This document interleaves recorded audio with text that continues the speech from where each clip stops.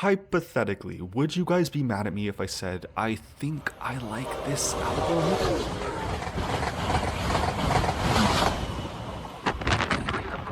Please remain behind yellow line.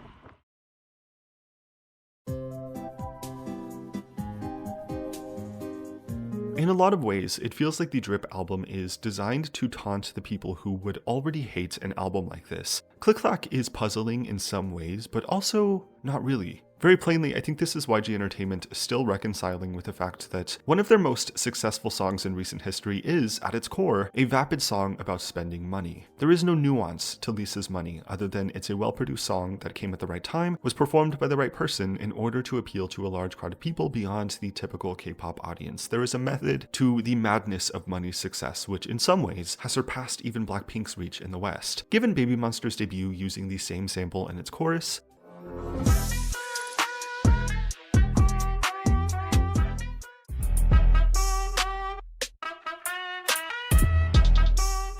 Meow's narrative focus on ones and yens and dollars specifically,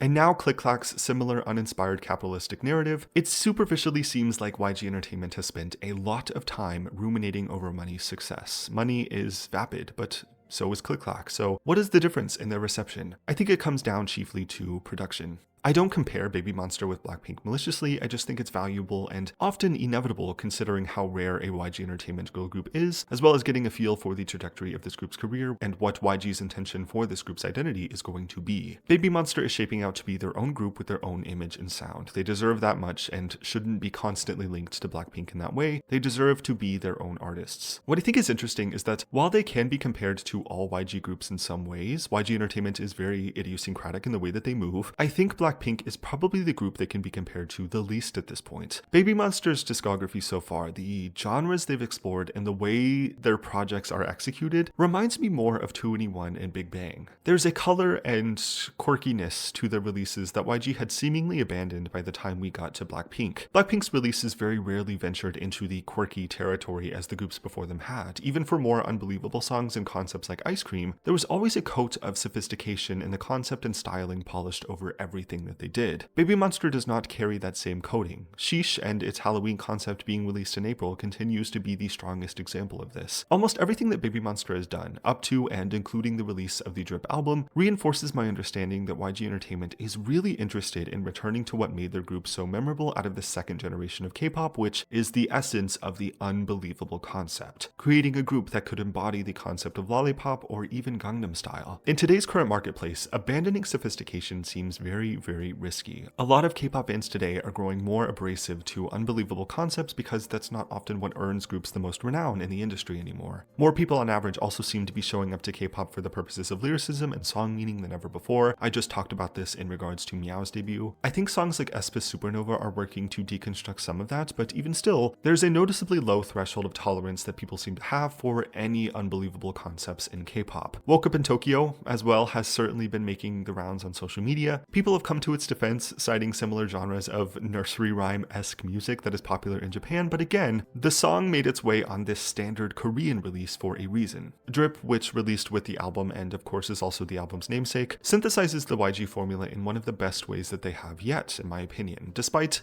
painfully predictable production elements, there are enough dynamic sections to this song that give the members the ability to show off their individual performance skills. I think this track more than any other is the most serviceable to this group in the sense that it closes the gap between the YG formula and the standard that BabyMonster is capable of. With all of this in mind, I do think I like this album. It's ridiculous. The criticisms I've had of the earlier releases still remain, but I think in retrospect, it's shaping out to kind of work for BabyMonster. I really appreciate that we're in the business of releasing multiple music videos and singles. This was my primary request from Sheesh, the BabyMonster EP. I think that album would have benefited from also pushing Like That as a single for the purposes of expanding the range of this group's identity. But BabyMonster's relatively rapid release cadence is fixing a lot of the problems this group was initially up against, and I think the main problem going forward is going to be quality control. I like most of the songs, but again, BabyMonster is leagues above the standard of the songs they're releasing. Batter Up and Sheesh are probably going to be in my top 10 most listened to songs this year. I'm all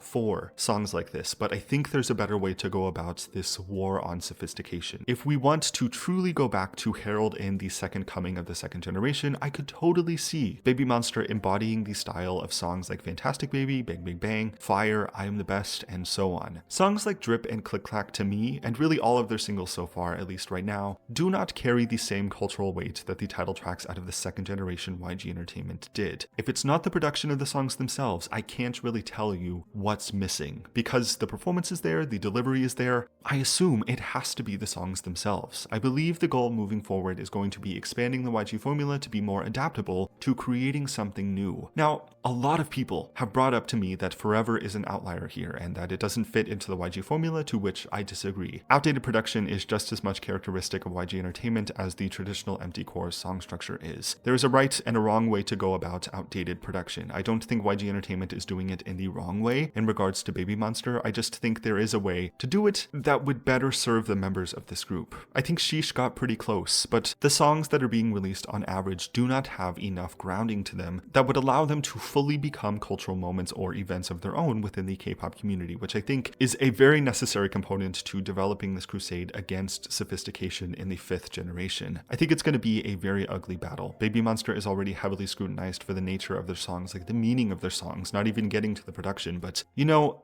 with the Drip album in mind, I'm kind of on board for this. I'm on BabyMonster's side here. Something needs to be done about this sophistication epidemic in K-pop. We need to bring back the more fun and vibrant side of this genre, which BabyMonster seems to be headstrong and capable of achieving. Now, I do not think that Clik Clak is the answer to sophistication in K-pop. Again, I think that's more of YG reconciling with money success and trying to capture it in some capacity as a part of the company's identity. I think it's inappropriate for a group like this all around. There is a different path that can be taken, that needs to be taken, to get where I suspect they want to go in regards to identity and developing this group's purpose in K-pop. Drip does the better job as far as singles go, but it is not quite where the individual members of BabyMonster are at and where YG groups of the past have been at. I think we're pretty close to getting there. The Drip album hones in on their identity, but I personally need it to be a little bit more focused going forward. Quality control continues to be the ultimate killer out of YG Entertainment universally. So yeah, kind of the same sentiment as I had before the release of this album. I can appreciate this project for what it is. I'm very sure that the tracks will grow on me as time goes on, but I also find it within myself to still want more for this group. We're not at the same level of cultural weight that songs like I Am the Best, Fantastic Baby, and so on have achieved. I want to see BabyMonster get there. I think they deserve a generation-defining song and already have what it takes to fully embody whatever that is. We're just still missing something, and I believe that has to do with the quality of the songs themselves. They're not up to the standard that BabyMonster deserves, to be honest. Yeah,